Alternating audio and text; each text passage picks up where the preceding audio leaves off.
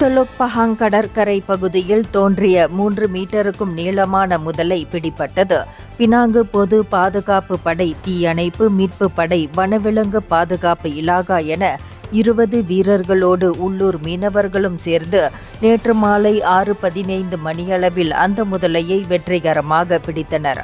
அதிலும் சுமார் 1 மணி நேர முயற்சிக்கு பின் அந்த முதலை பிடிபட்டது. படகு வலை பயன்படுத்தி மேற்கொள்ளப்பட்ட முதல் முயற்சியில் அந்த முதலையை வெற்றிகரமாக கரைக்கு கொண்டு வந்தோம். ஆனால் திடீரென வலை அறுந்ததால் அந்த முதலை கடலுக்குள் நுழைந்து கொண்டது. இருப்பினும் மாலை 6:15 மணியளவில் அந்த முதலை வெற்றிகரமாக பிடிபட்டு கரைக்கு கொண்டு வரப்பட்டது என மாவட்ட பொது பாதுகாப்பு அதிகாரி கேப்டன் முகமது ஐசாட் அப்துல்கனி தெரிவித்தார். எனவே அந்த கடற்கரை பகுதிக்கு செல்லும் மக்கள் பாதுகாப்பாக இருக்க வேண்டும் என அவர் நினைவுறுத்தினார்.